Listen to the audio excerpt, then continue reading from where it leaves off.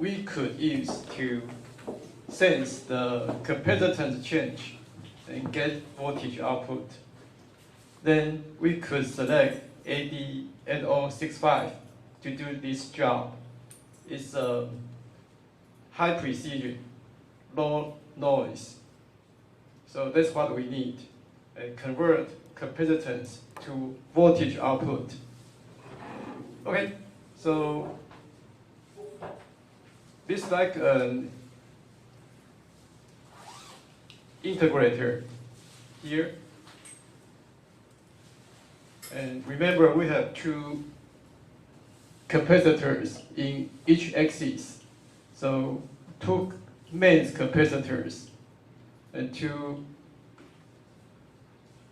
supply. Kyler, could you read this point? We use an instrument amplifier to sense the change of capacitance. The inputs of instrument OP are connected to two variable capacitors. The two capacitors are connected to sine wave voltage sources. Okay. So let's take a look. This is AD8065. So this is the symbol of the OP. So one capacitor, C1, goes here. The other capacitor goes here. Then power supply, positive power supply, negative power supply. Then the output of this op amp.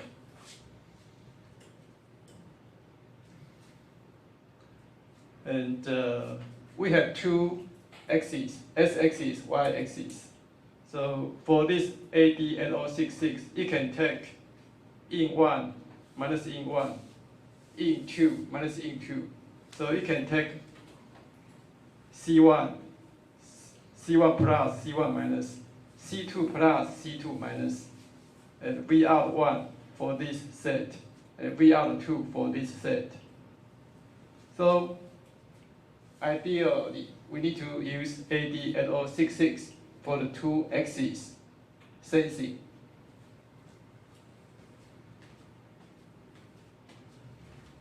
And we don't use 5 and 1 and 5. We don't use them.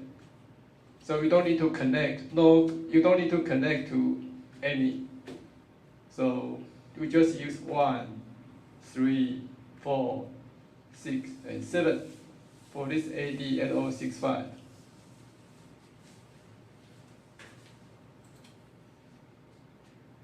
Okay, for any IC, you need to consider the power dissipation. It's important. Ami, could you read the first point? The MEMS set power dissipation in the AD8065 and AD8066. It is limited by the associated rise in junction temperature on the die. Because any chip during operation, we are going to have heat generated.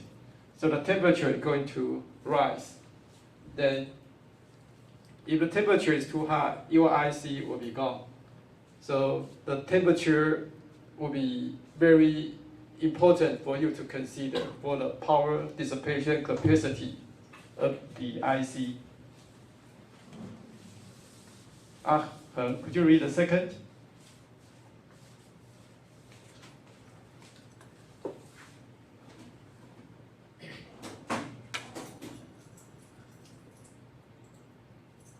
Yes. The plastic encapsulating the die locally reach the junction temperature at approximately 150 degrees C, which is the gas transition temperature. The plastic changes its properties even temporarily existing. This temperature limit can change the stress that the package enters on the die, permanently shaping the parametric performance of the AD8065 and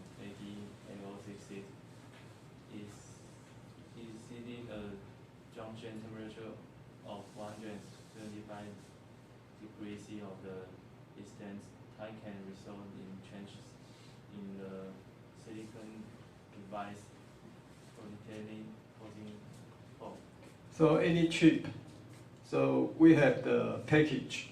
We use ceramic package. So it looks like a plastic package. So the plastic, any plastic polymer material has a glaze transition temperature. For the polymer, if the temperature higher than the glaze transition temperature, you can think it was solid. But after the temperature reach glaze transition temperature, it becomes fluid from solid to, say, fluid. So the material properties will be totally different if the temperature of the package is higher than the glaze transition temperature, Tg. So 150 degrees would be the point usually we need to avoid for this AD8065 package.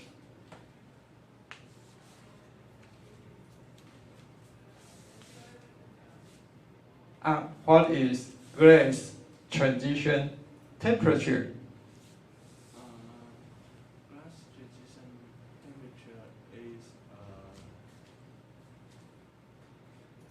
150 display. That is high display. That ID security is 39.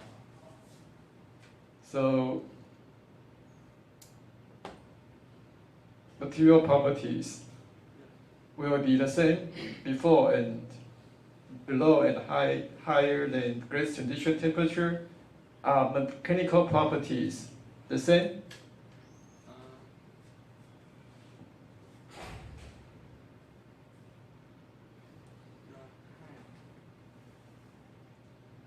So English is very important.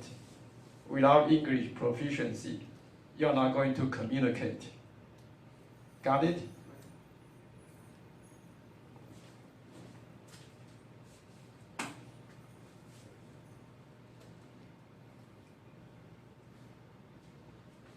So any material properties?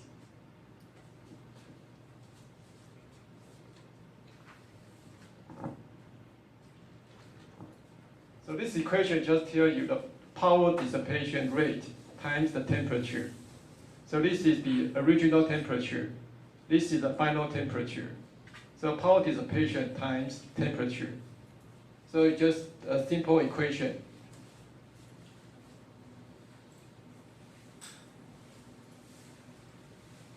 The other thing is like quiescent power. Okay, for you have a sensor, you have a chip. And now there's no acceleration, so it's so quiet, nothing happens. But the chip, we still need some power. So that kind of power is quiescent power. Quiescent power means now it's not in the action mode, it's in the sleep mode. When the IC is in sleep. So this is the quiescent power, Vs times Is is the quiescent current, and this is the voltage.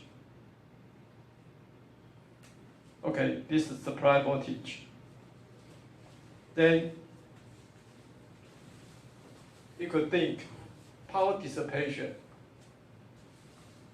plus this load power. So you can take quiescent power as power input and total drive power, power input. So the power input to drive the device to motion.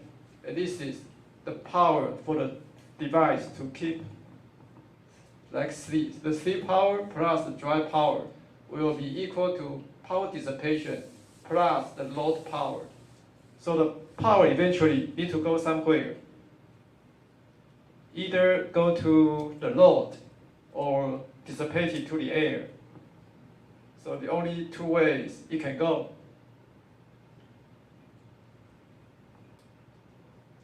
See, if I'm an IC, if I go to bed I need power because my heart is still beating, although I'm in my sleep mode.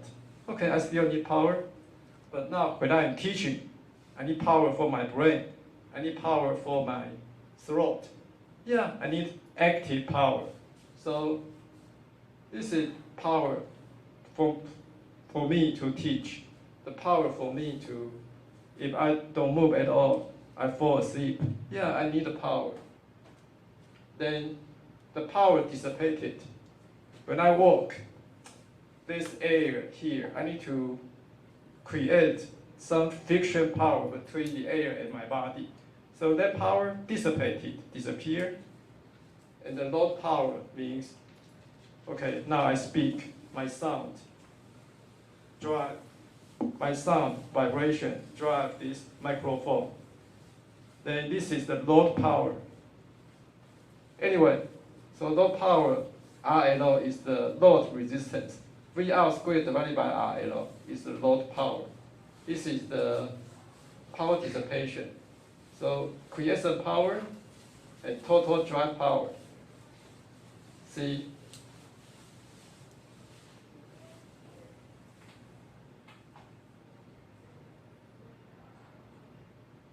this is the load. So VR divided by RLO equal to I. So we can approximate. Remember, we have Vs plus, Vs minus. So Vs divided by 2, you can think is the average value for the power times, this is the current. VR times RLO is the current out. So voltage times current is the drive power for the power drive. Okay, so this is some simple idea for you to learn. And the speed, 145 megahertz. Because for our acceleration, usually we test the device 50 hertz, not more than 100 hertz. But anyway, we need to select an IC with high speed.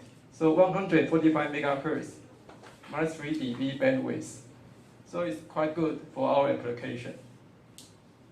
And the slew rate, 180 volt divided by microsecond.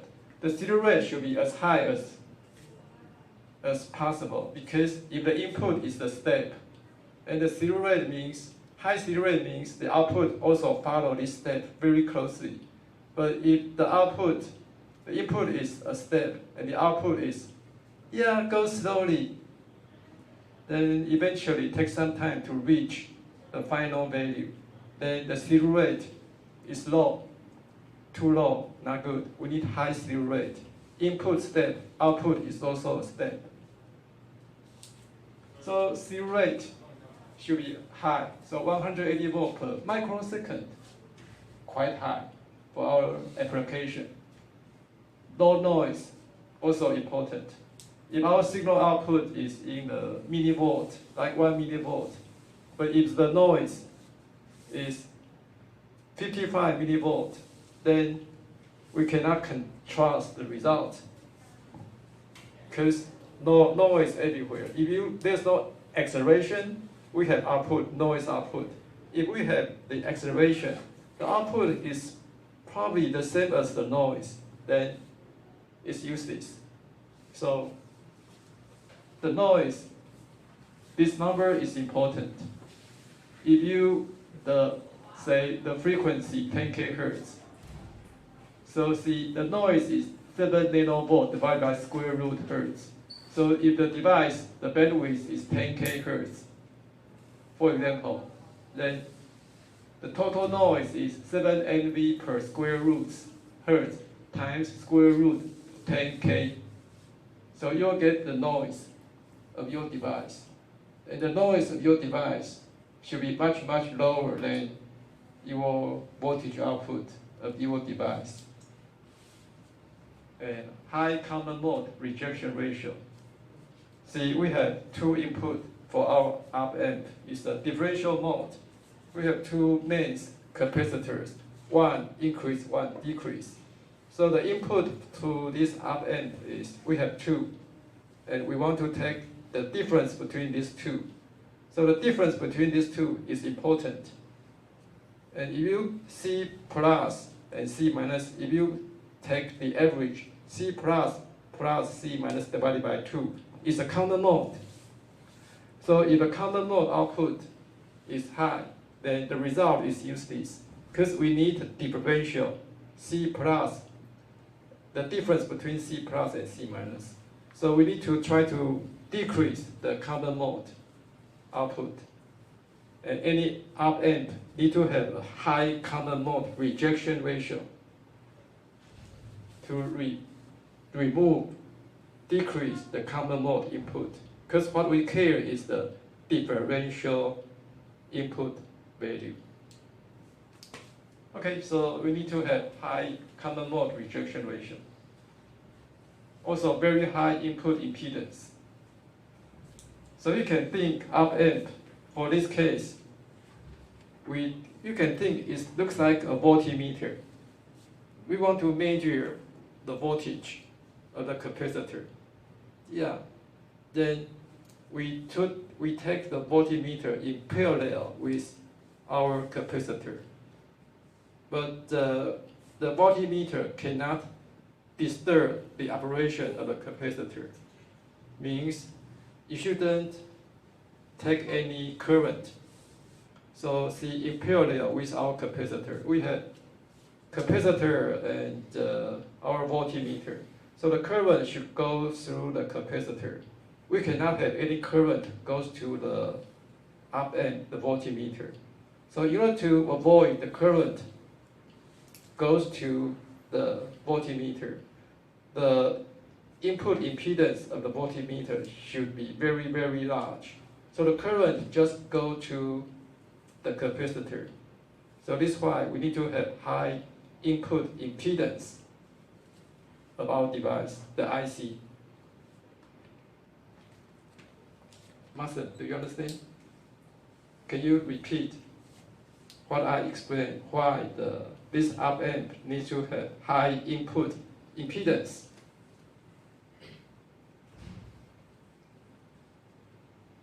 Okay, you need to refresh your brain.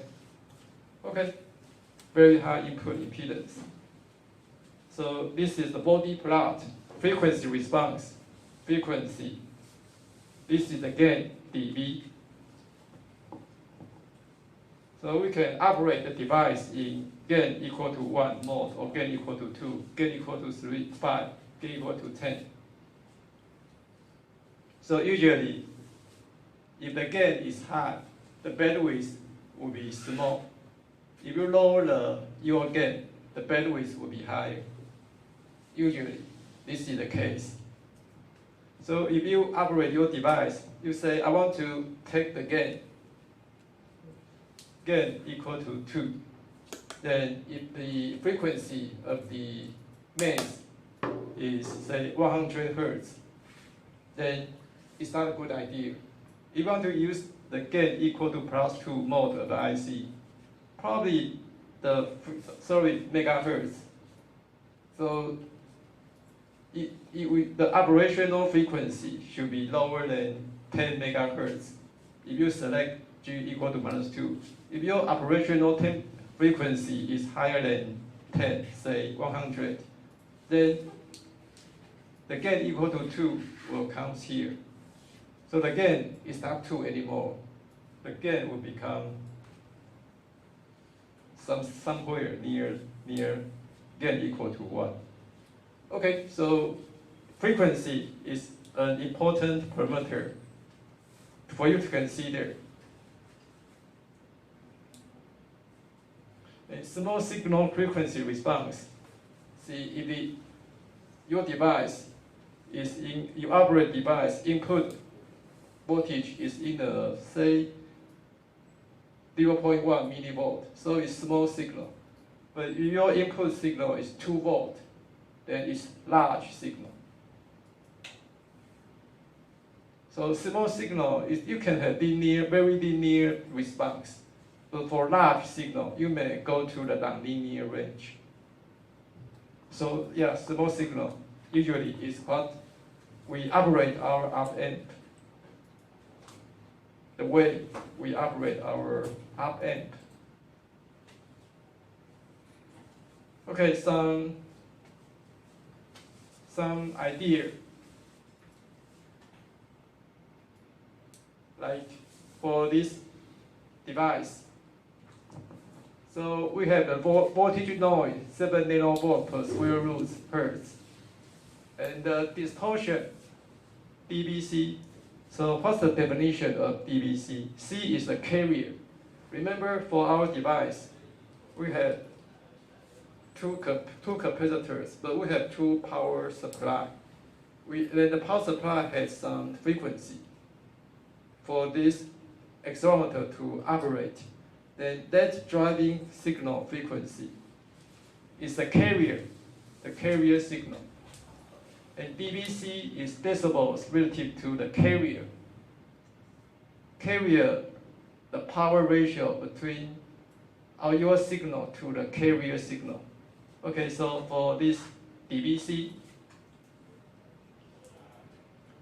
so if this is the signal, noise signal power, like this example. Like, could you read this example? Example, carrier reference signal has power of C equal 0.1 milliwatt, noise signal power of S equal 10 microwatt. Okay. Then the power of the reference signal. So dBn means the power expressed compared to 1 milliwatt is a dBn. So now, this is the reference signal in the dBn unit. If you see dBn means this is the equation to calculate dBn. You 10 times log, and this is the signal power. Signal power divided by 1 n watt is for this signal. For this signal is minus 10 dBn because milliwatt cancel out. 0.1 divided by 1 is 10 to minus 1, and this is log 10. So 10 to minus 1 log 10, so we got minus 1. Minus 1 times 10 is minus 10. So this is the signal in terms of dBn. And this is the noise in terms of dBn. Say our noise is 10 microwatt. So this is our noise, 10 microwatt. Divided by 1 milliwatt, 10 log. So this is minus 20 dBn. Our noise in terms of dBn. Now I want to do this, dBc. Power ratio of a signal to a carrier signal. So the easy way is 10 log. Then the signal is 0.1 milliwatt, and so it's 10 log 0.1 milliwatt divided by 10 microwatt. Very straightforward.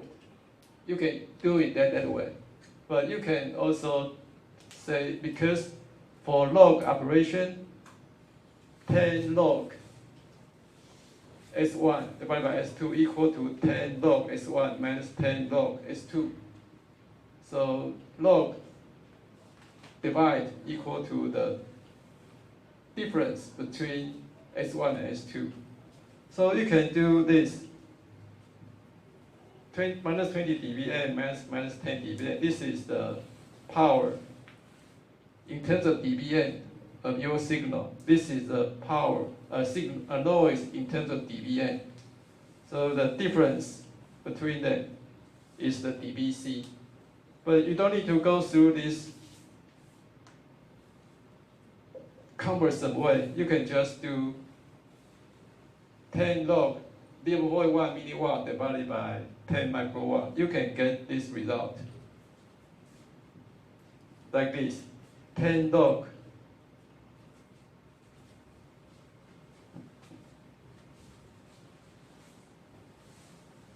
Okay, this is the dBc power of noise with respect to signal.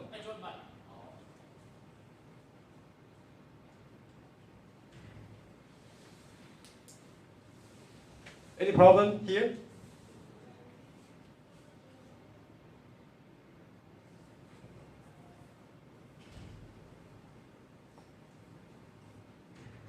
So it looks like this is the noise, this is the signal.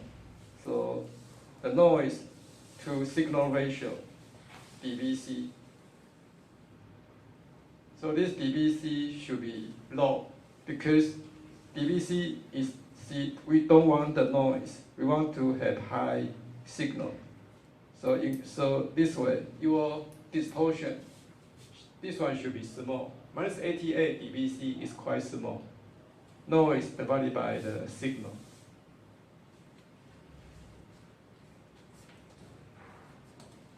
So this is the reason. It's for data acquisition system because we want to get our small signal input and get the large output. Also, our MEMS sensor, the capacitance is in a femtofaraday, very small change in its capacitance. So it needs to be high resolution. So high resolution means low noise, low noise, low distortion, and a high bandwidth, and a large voltage output. So usually, for the output of your sensing circuit, it should be in the volt range. Millivolt is too small. Kaiser, what is dBc? dBc. It is the power ratio of signal to carrier signal.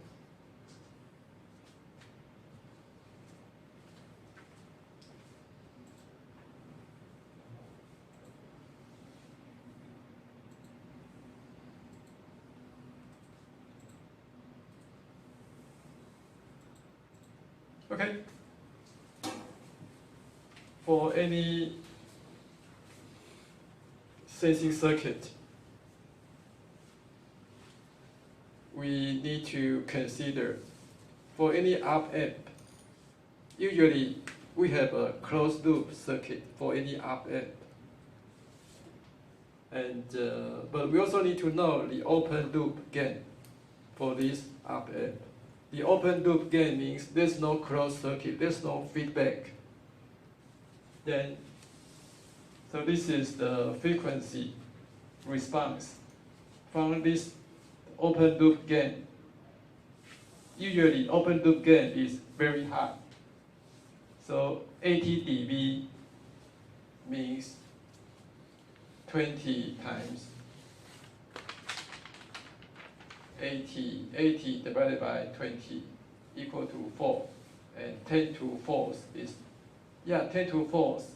So the open loop gain is around 10 to 4, means 1. After 1, there are 4 zeros. Open loop gain.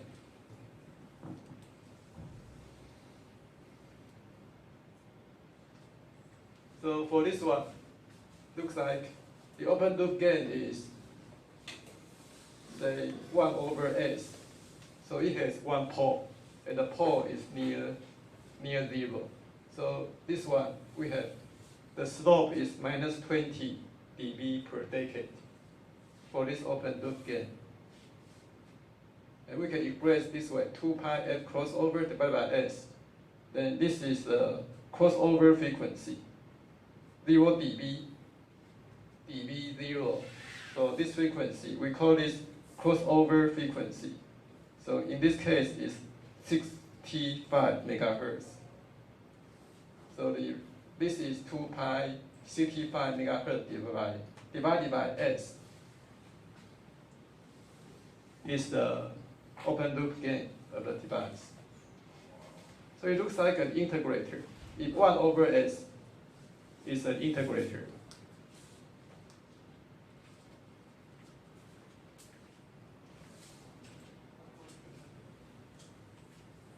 Remember, for open loop gain, there's no feedback.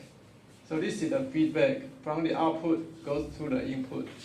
But without this feedback, we have A is the open loop gain.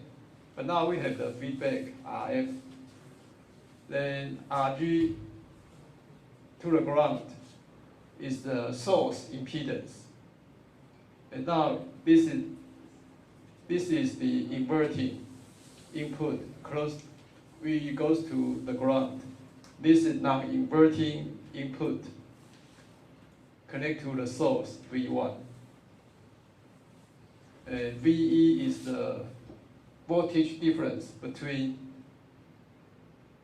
inverting input node and the non-inverting input node. Remember, we take plus here, minus here for this arrow voltage potential VE. And VO is the output voltage. Okay. So remember, minus VE, we want to get output equal to the difference V plus minus V minus times A equal to output. So, but VE in this figure, it take positive here. So V positive minus V negative equal to minus VE. Minus VE times open loop gain equal to the output of this RF.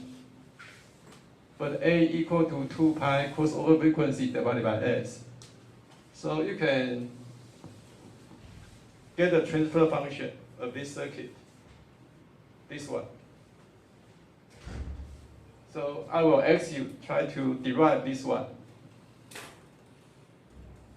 You could discuss with each other. We have some students, those guys, some guys here should be able to do this without any problem. So F crossover is the, remember, crossover frequency is the open loop gain equal to 0 dB. So at DC means there's no frequency. So at DC, you can get the result here. And you can also calculate the minus 3 dB frequency. So minus 3 dB, this is the DC gain. Then when the gain lower than the DC 3 dB, at that point, you can calculate the 3 dB frequency. Okay, now, so anyone just try to derive 1, 2, 3. And you can discuss with each other. You can ask some students. I think some electrical students, they should be able to help you if you have any problem. Okay, try to do this, please, everyone.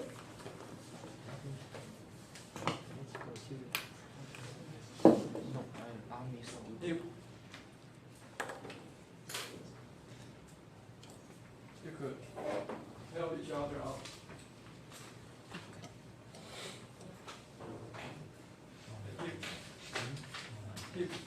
Yes. Yes. You finished.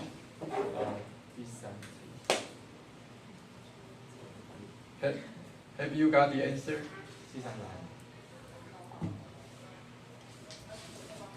So minus 3 dB. Remember, dB is 20 log VO divided by VI.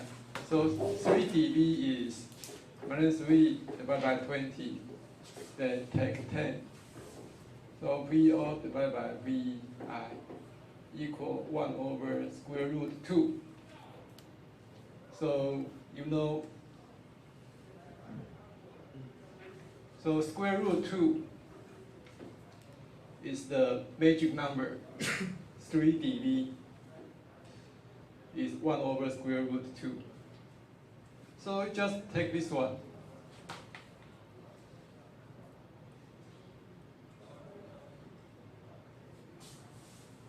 So close to 3 dB frequency. So if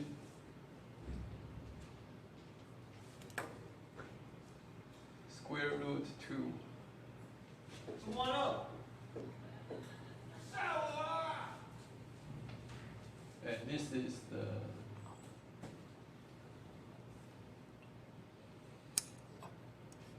S J omega.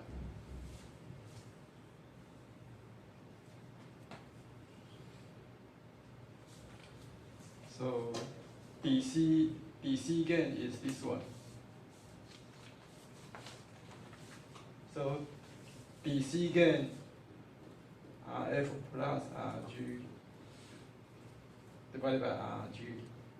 DC gain divided by square root 2.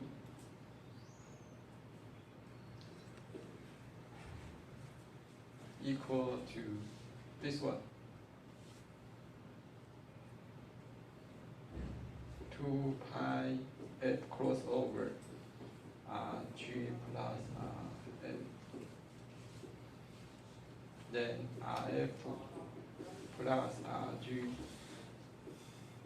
J omega plus 2 pi FC RG. And FC value, crossover frequency, is when output is 0 dB. So we want to get the result here. So now the only variable is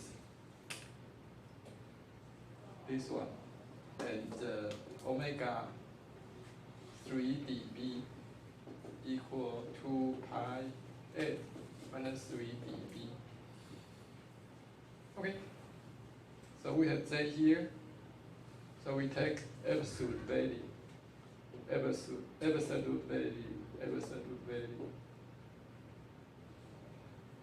So A plus BZ, the absolute value is square root.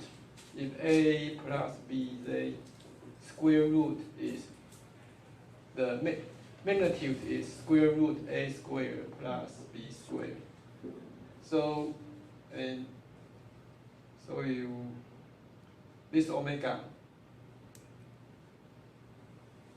So f minus 3 dB. If you get this divided by 2 pi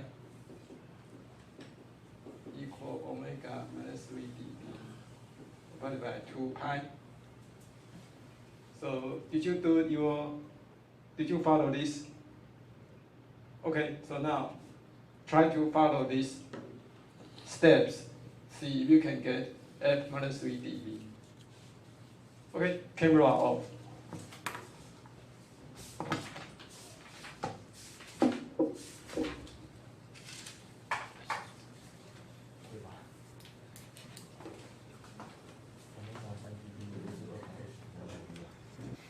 So, can you turn the light on?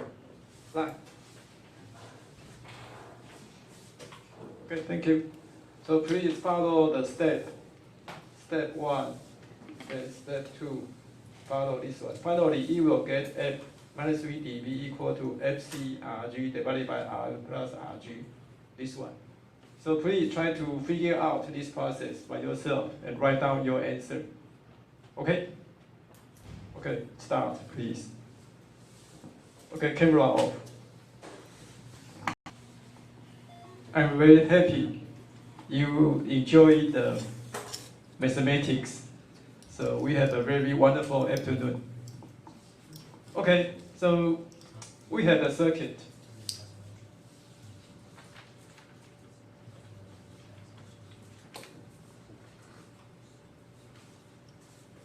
Then we can do the hand calculation. We can get the transfer function. We can get the 3 dB frequency or DC gain. That is important because if you have this, you know which variable to change to get the DC gain you want. You know which variable to change to get the 3 dB frequency. You don't need to play the SPICE simulation. Change your value and see the result, and change another value to see the result. Don't do that. This is a simple one. So it's better you do this first before you jump into SPICE and bear with yourself in SPICE. So you know the relation between each parameter to your frequency response. Okay, important. Then another case. Now the input goes to the inverting node, and the non-inverting node goes to the ground. Okay, so this is a little bit different. So please do this transfer function, DC gain, and 3 dB frequency for this case. Okay, stop, please.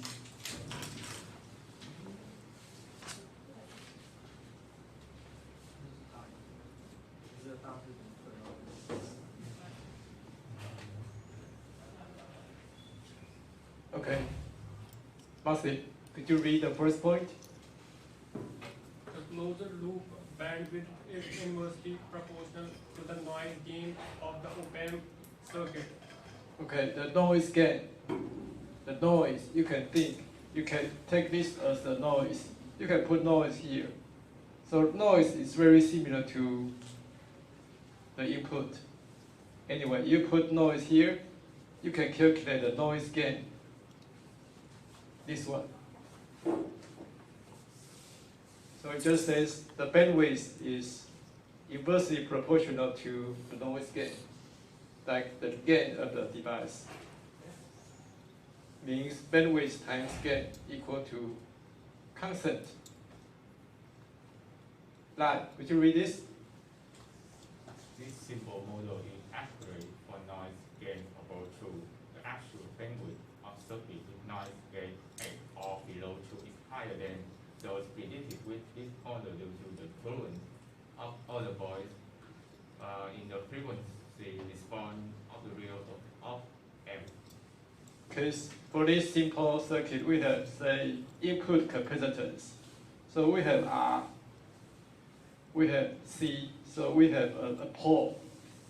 But we may have other poles. So if we have more poles, then for this case, if the noise gain below 2, then probably the noise gain. So other poles will influence this simple model. Okay, so another noise or bias. So we have bias current, IB plus goes to the positive node. IB minus the bias current. You can think they are kind of error of the device, IB minus. And we have voltage, offset voltage to the IC. So they are all errors. So all of them will cause error to the output. Then for IB plus, so this one is the voltage gain. So IB plus times RS is the potential at this one.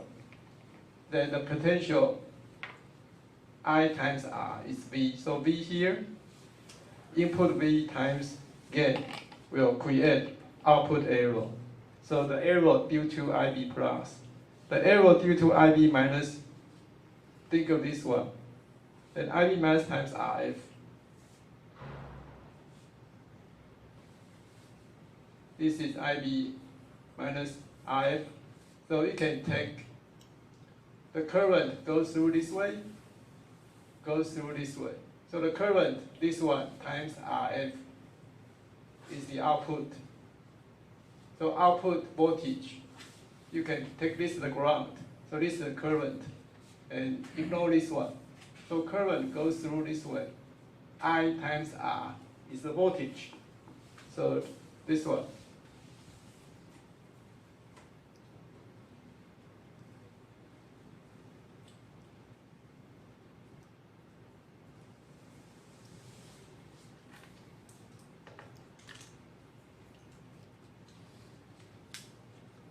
Then this one is the offset voltage. So ignore this one, just think of this one. So the voltage VOS at minus here. So you can calculate the voltage gain. VO minus divided by VOS minus. You'll get this result.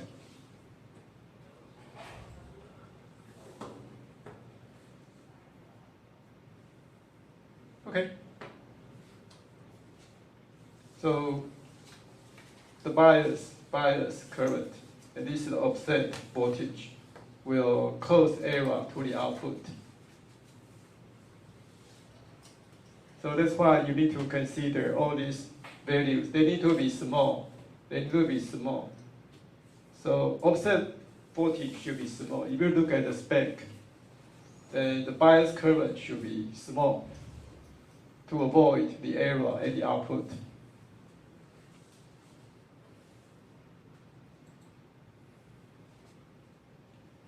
Okay, the common mode rejection ratio.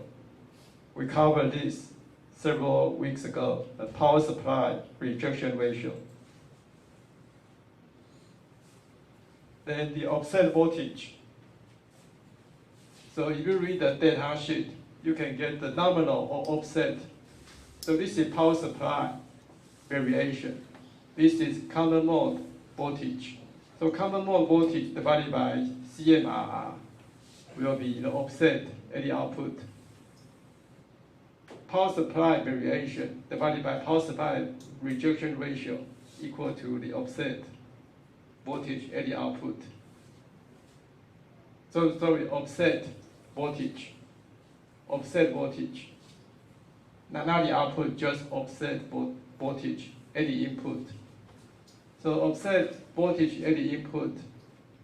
This is the total offset voltage. Consider power supply variation, common mode variation. So common mode rejection ratio should be large. Power supply rejection ratio should be large. Then the offset voltage will be small. So something for you to learn if you need to use the op-amps.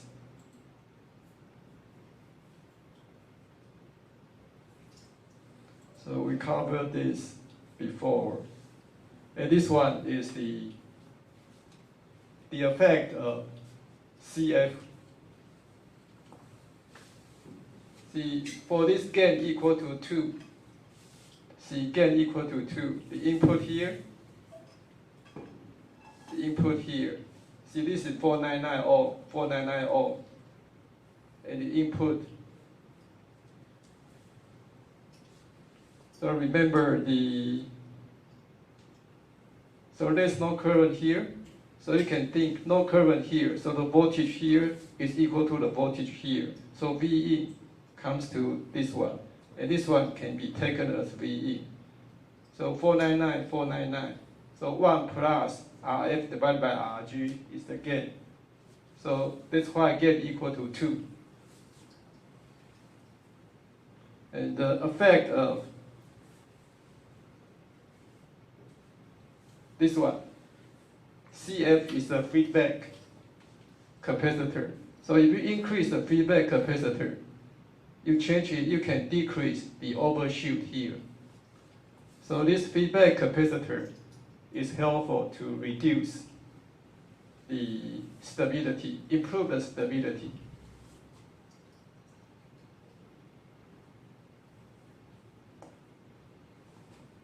I went through this quickly. So if you want to take all the knowledge into your brain, you need to study the data sheet by yourself. All this information comes from the data sheet of AD 8065. You need to study it carefully. Spend your time. Analog designer, they learn things bit by bit. It's not like you read a textbook, then you know you are ready, or you can do some simple study. It's a 10 years, 20 years process. So every time you learn something here, or you learn something from the data sheet, you learn something from the textbook, you learn something from the company website. You learn something from the analog designer forum. They have group, a lot of analog designer group everywhere. So you learn something here, you learn something there, and you accumulate your knowledge in this field. So that's why analog engineer is very, say, a lot of interesting things to be an analog engineer. It's so exciting. But don't feel frustrated. Just keep learning. You will be good in this field. So at least you know the effects of BCF will influence the overshoot stability.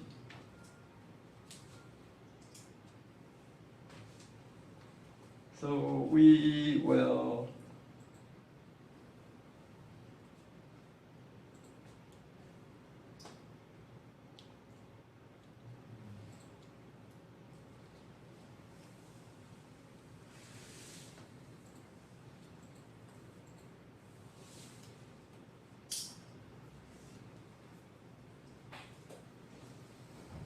okay. So next week we will continue from page 48 about the temperature effects. So that's what we will do today. So if you haven't given me your solutions, please give it to me. And I'll see you next week.